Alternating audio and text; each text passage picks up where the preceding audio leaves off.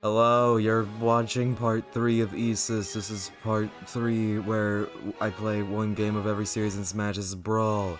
Watch the other two parts. There will be a super cut when all of them are done. Pee pee poo poo. Watch, go. Transitioning into the world of Super Smash Bros. Brawl. Next up, we got a Kid Icarus game, and I really wanted to play Kid Icarus Uprising. I really did, but it's on the 3DS, which I cannot capture footage of, and when I tried to emulate it using Citra, it looked like this. I can't believe I'm actually flying! The power of flight is my gift to you. I'll control your route so you can focus on battle, but I can only maintain this power for 5 minutes at a time. This is not playable. So, we're playing Kid Icarus 3D Classics. For those that don't know, 3D Classics was a very short-lived series of remakes of NES games on the 3DS. This is pretty much the definitive version of Kid Icarus because it has backgrounds and saving and generally better controls.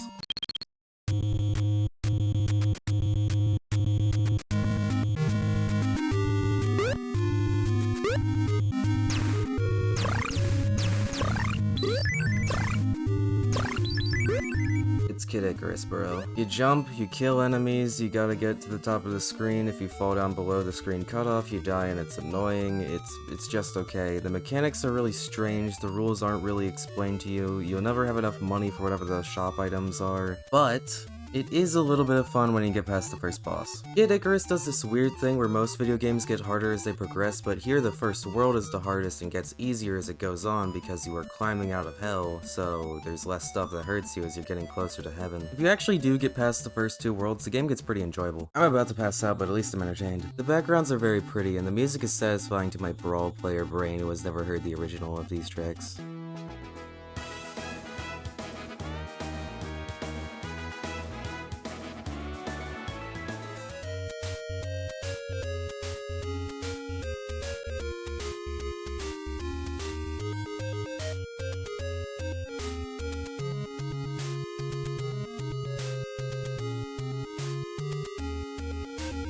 You know what? It's good. The game's fun. Yeah, I said it. I'm enjoying a video game that is not usually typically seen as being good. Are you gonna beat it? No, I'm not gonna beat it. Get this game before the eShop gets taken down. This is good shit. Now, does it make up for not being able to play Uprising, which is regarded as many as being one of the best games ever made? No. I'll play it one day, but unfortunately I'm hindered by the technology of my time. For it I yearn. No. If I can't play the actual game, I'll look at some character designs. Okay, Eggplant Wizard. Everyone loves Eggplant Wizard. That's actually a lie, but I haven't played the game yet, so these guys get a pass. Hades, one of the best villains Nintendo ever made, at least from that Chaka Conroy playthrough I watched, how long ago was it? How long ago was it? Shit. Magnus, look at this dude, he's got a big-ass sword. Holy shit, he's 6'7". Yeah, this dude could fight Greek gods. Baridi, classic character, is voiced by the same actor as Princess Bubblegum in Adventure Time. I am going to pass out. Kid Icarus Uprising... Kid Icarus 3D Classics gets a 4 out of 5. Just a great, solid remake that brings out the best of the original. Play it can't hurt. Warioware, what a fantastic series. You play 5-second long microgames and try to last as long as possible. It's pure chaos of changing art styles, music, and it gets really fast. If you've never played Warioware before, you are missing out, bro. And buddy, I got the best game you can jump in with, Warioware Gold, the definitive Warioware experience. It's got a majority of the microgames from all the previous games, and I don't think you people who haven't played this game understand just how fun this gets. It just gets so fast eventually. This is how fast it is on 56. Well done.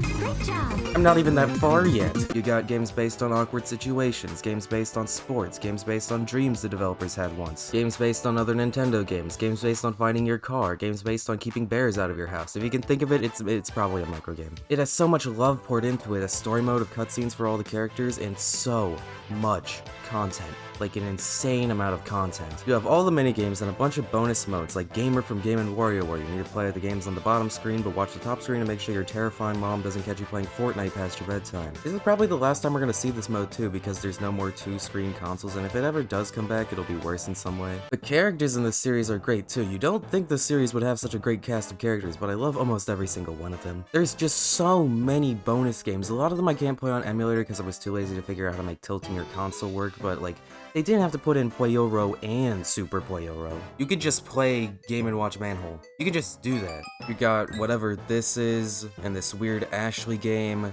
There are many alarm clocks. You can collect phone numbers and call them to get secret messages, and there's multiple phones you can dial the numbers in on. There's a gallery with a ton of Nintendo products. You can dub over the cutscenes with your own voice. This was the swan song for the 3DS. It truly uses every feature of the system and puts it to one final goodbye. 2 screens, tilting, gyro, touch, microphone, download play. They truly wanted this to be the final send-off for such a great and long-running system. I know there were a few other Nintendo first-party 3DS games after this, but those were remakes. Gold was the last new game for the system, and I wouldn't let it go any other way. Warioware Gold is a game that I still open my 3DS up for. It's perfect if I need to kill 10 minutes and I see my 3DS laying there. I've played a tiny bit of Get It Together, but I'm not sure how much I like the character system over just regular Warioware. It's definitely a new idea, and I don't know how else they can improve on regular Warioware after Gold perfected it, but I'm not sure. It's still a great game, it's just that Gold is really good, bro.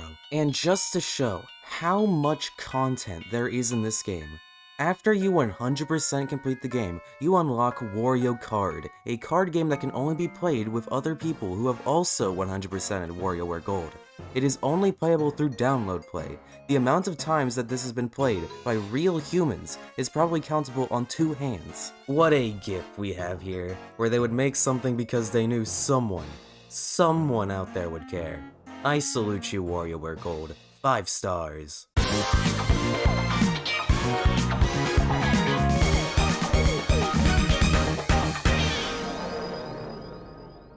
Boy, do I got a story for you. Okay, so originally I was gonna play Metal Gear Solid 5. It's the newest mainline game. Why not?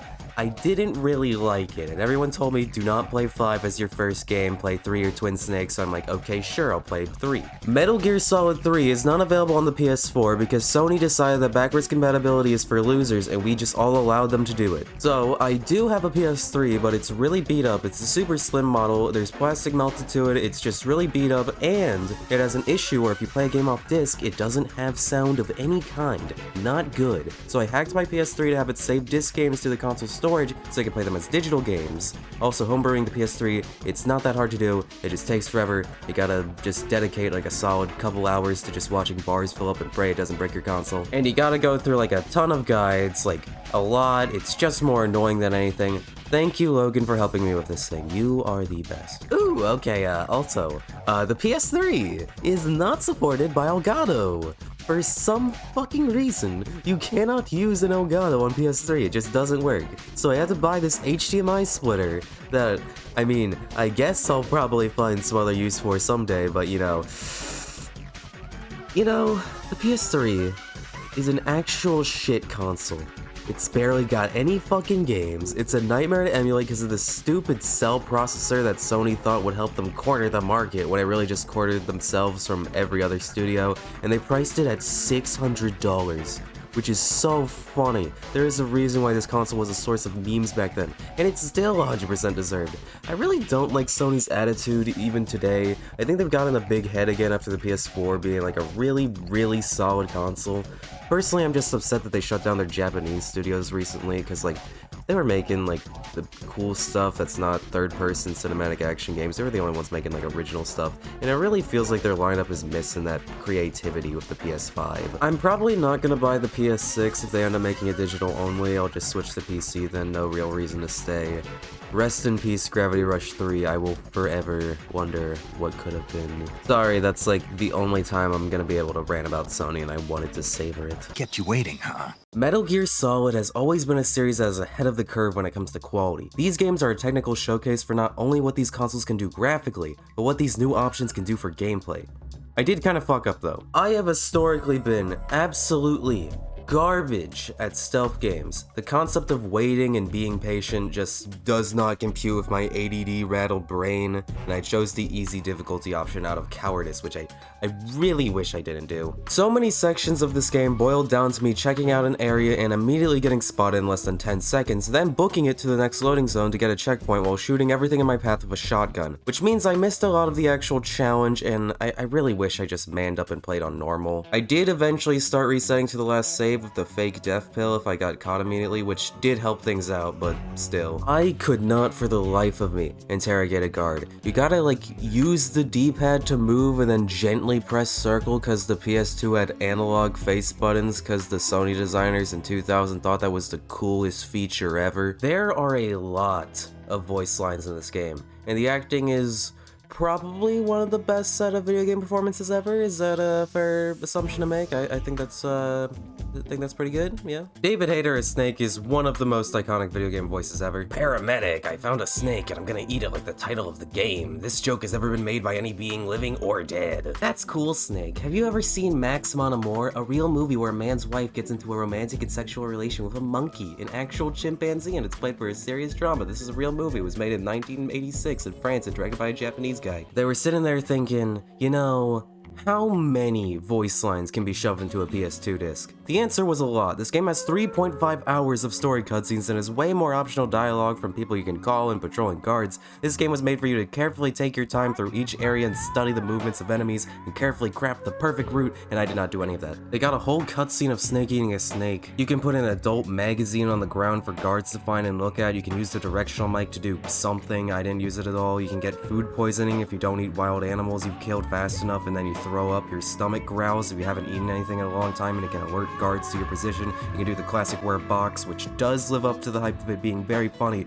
Or you can just shoot everyone with a shotgun. If you blow up the food rations that the enemies have, then they'll have less energy. If you're not gonna store a bunch of times, the guy gets mad and like kicks your ass. You can feed a boss poison food and it drains his health. You can shoot a boss, a future boss, while he's just like chilling here, and then he's actually dies and he gets replaced with a different boss. Like, Kojima, I hope you were paying these programmers good. This game set a standard for what level of interactivity a world should have to make it feel alive, and I can only think of maybe a handful of games that have followed up on it since. This is what AAA should mean. All these new consoles with these fancy graphics, and for what? We've pretty much hit the peak around the PS2, where we've just been making really tiny improvements since. Hideo Kojima is a cult leader. I don't even know if he meant to be one, but there's still people foaming at the mouth thinking Silent Hills is happening, and like, dude, it's not. Fuck Konami for the record. I don't want to spoil people because I went in pretty spoiler free myself, except for a few key moments, but that final boss was good.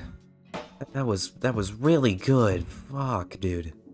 And the scene after it really made me smile. You'll know the one if you played the game. And the main theme, Snake Eater.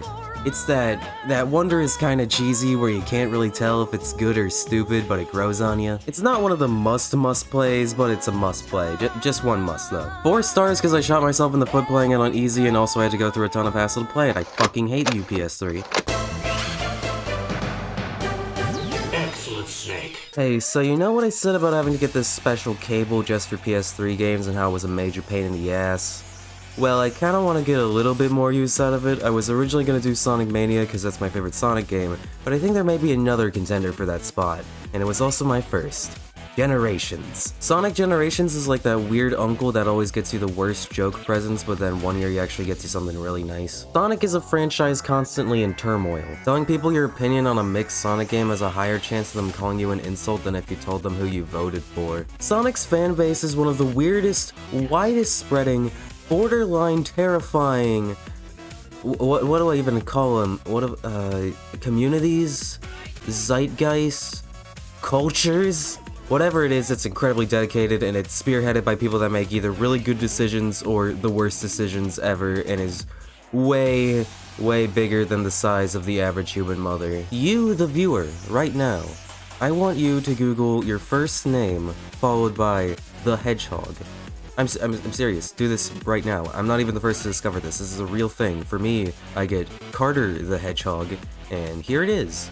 And this. Anyway, you don't need me to explain Sonic to you. You already know, and I could never do it justice. So you get into Sonic Generations, and you're having a damn good time. You just go. You go fast. Generations hits that spot of the levels letting you reach that brain-melting speed. You have speed, but you also have control. There's so many shortcuts you can hit if you know how to get to them and can pull off the tricks correctly. You feel like the hottest shit on the planet when you get on these side rails in Chemical Plant and not die. The plot is that Eggman is going around time and space and capturing all the other Sonic dudes, so all the stages are ripped from the past games but remixed and given new life. Sometimes they expand on the iconography or important set pieces like in Sky Sanctuary. It looks so beautiful when you drift on the glass panels.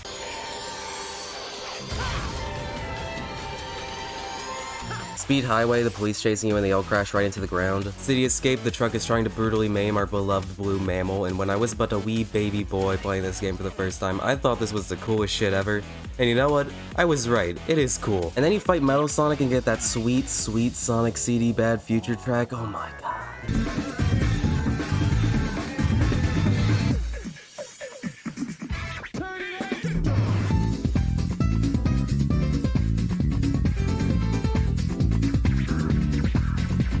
I'm pretty sure this and Speed Highway did irreparable damage to my taste in music. Speaking of that soundtrack, that's the one thing you can always count on with Sonic games, except Forces. The soundtrack is gonna bang so hard. City Escape, Chemical Plant, Crisis City, Planet Wisp, Rooftop Run, oh, it sings to me. I didn't know who any of these characters were, what any of these stages were, what any of these bosses were, but I was still having a good time. Because if you remove all the nostalgia and all the references, you still have a fantastic game. The only parts that are kinda annoying are the missions you do every 3 worlds. You do get some nice gallery unlocks though. And trying to slightly move Sonic and failing miserably. I did notice a lot of frame drops, but I don't know whether that's the game or just my PS3 looking like this. This game still looks incredible despite its age. That water in Seaside Hill is just, mwah, gorgeous. Also, fun fact, I've never actually beaten Sonic Generations. Some of you are probably like, why is that? And the people that know that Sonic Generations final boss is the worst thing ever. It's horrid. It's like 10 minutes long and super tedious, and I've never finished it. I have no desire to finish it even for this video. I didn't even get footage of it. Every time I replay Generations, I stop at Planet Wisp. I could stop at Extra, but in my heart, I beat Planet Wisp, and I feel content. I'm perfectly fine with that. I mean, can you imagine? Imagine holding on to a piece of media and choosing to indulge in what you most certainly know will disappoint you and leave you feeling completely unfulfilled just because it gave you some joy in the past and you feel obligated to stick it out. Imagine having stakes in that discussion that you need to enjoy the rest of it, knowing that at best it's a coin toss and at worst a shoo-in that you won't enjoy what the future has to hold. Wouldn't that just be wacky? Sonic Generations gets a 4.5 out of 5 because nostalgia, and I think giving it a higher score than Metal Gear 3 is really funny. Pikmin time! I've always loved Pikmin. I've never met anyone who hates Pikmin. It's just such a fun series that is praised but never does too well in sales, and I think that's just because it's a little intimidating with the 30-day time limit thing. Even though it's really only in the first game, it just still puts a lot of people off and under pressure. But once you get into it, it just becomes really fun, like roller coasters. You see it and you're like, I'm not getting on that thing, I'm gonna die, and then you get on it and you immediately get back in line to do it again. For a lot of these series, I have to go out of my way to buy a game to play it, to review it, but with Pikmin, bro, I already got all 3. With all these options, I think I'll go with the one that I can go back to time and time again. Pikmin 3 Deluxe. To get footage for the video, this was my 5th playthrough, so I think I already know what my thoughts are. Pikmin 3 stars Alf, Charlie, and Brittany as they search the galaxy for plants of organic food they can eat. As they pass by a planet that's totally not Earth, their spaceship malfunctions and they're sent crashing down below. As you start off, you meet the game's namesake, Pikmin. There's red, yellow, blue, rock, and winged. Each of them have a specialized purpose. Red are fire resistant, yellow are electric and can be thrown farther, blue can swim, winged can fly, and rock can smash glass. All of them you must use to safely gather your team and find fruit. This game doesn't have a day limit, but there is sorta a limit with your fruit supply, but you really gotta be trying to lose in order to run out. I don't think I've ever seen what happens when you run out. Pikmin 3 is a short game. I can beat it in around 4 to 5 hours, but it's a 4 to 5 hour journey that you can come back to anytime. It's fun to just go in, see how little Pikmin you can kill, how many days you can beat the game in. It's a process of routing, learning, discovery, and then heartbreak. You can restart from pretty much any point, so this isn't really a Herculean task. It's just something you gotta practice, and when you finally get that 0-death run, it's glorious. The world is just so charming, it's so pretty and filled with detail and life, and then it just gets a bit disturbing when you're dragging the corpse of your enemy back to your base, or when someone sees these enemies slaughter your precious troops. Sometimes you cry over a lost Pikmin, and then sometimes you lose like 50 and just say dang it in response. The main campaign is great, but then there's also a bunch of side modes. You got mission modes with special maps, bingo battle versus, which I played against my opponent in a smash bracket for game 3, true story. Unfortunately the stream was lost, and that hurts me more than anything. And in Deluxe, all Olimar's assignments. I think some people have the idea that Olimar is like a little happy-go-lucky goober kid that hangs out with all his little Pikmin friends because of how Smash portrays him. Pretty much no personality, not even having his voice, but no. Do not be mistaken, Olimar is a canonical Giga Chad. 네, 업무수버 캡틴 오리마. 윈도 게로 눈은 돌핀. 그때 웰비 박. 쇼파트 고름 크파 부지. He has a wife and kids, he's implied to have smoked weed, he works at a dead-end job that doesn't appreciate him and keeps getting sent back to a dangerous planet that he just wants to leave behind to go see his family. Olimar is the everyday blue-collar worker that goes through hell to provide a good life for his kids. He is the one that every good-hearted person on this planet should strive to be. And then you got Louis, who you look at and you're like, oh, he's just the Player 2 character. But no, he is a canonical, psychologically insane person who has violent outbursts, is incompetent, and terrified at everything, and he has a log of how every creature tastes when cooked and eaten. He attempts to kill the other captains, and it's so funny because he looks like this. Pikmin is such a misrepresented franchise, and I wonder if that's intentional because they think people will think it's too weird and get turned off by it, but if anything, I implore you to try it out. I'm not even scratching the surface. Pikmin 3 Deluxe is the best starting point, so don't feel like you need to start with one. All of this hidden under a game about little plant dudes with eyeballs that you want to give a hug to. It was a delightful break to come back to this game for this video. 5 stars.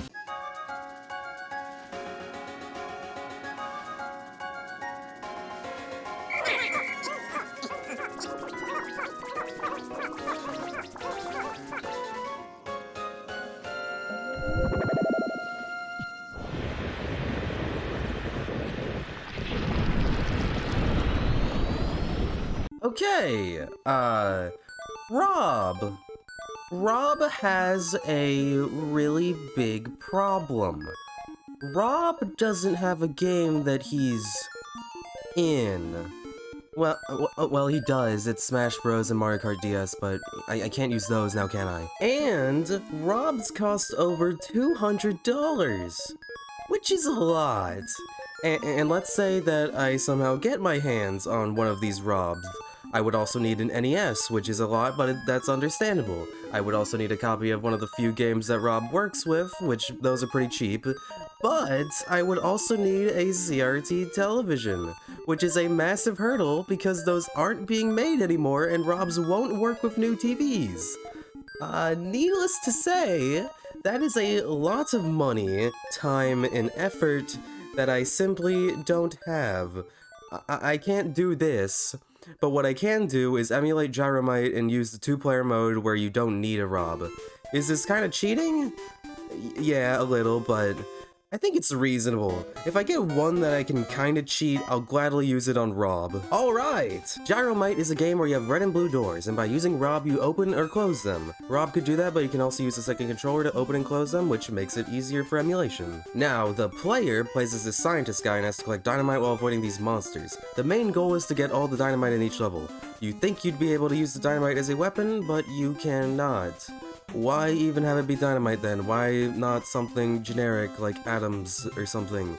I don't know. You can stun monsters by giving them these vegetables, but the only way you can kill them is by crushing them. Honestly, I think this game only really has enjoyment with a friend or using an actual R.O.B, and sadly the R.O.B amiibo doesn't have any compatibility. But when you think about it, this concept isn't actually that bad. One player controls the doors and the other one is actually running around. This would be a great multiplayer game if this concept was ever brought back. Imagine a versus mode where the player with the doors has to trap the scientists to stop them from getting to a certain area while avoiding monsters, so each player has to outsmart the other, like a version of Pac-Man where one player controls the maze. Imagine maybe having more colors of doors that have different mechanics. This would be a great couch co-op game. This reminds me of something like a Nintendo Land minigame. So while this is bad, it has potential. Give this idea another chance, Nintendo. Maybe with Labo a similar idea could emerge?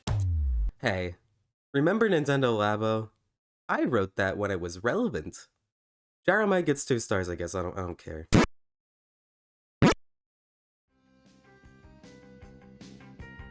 Hey yo, thank you for watching part 3 of ESIS. That one took 2 weeks, pretty good, I'd say, maybe, yeah.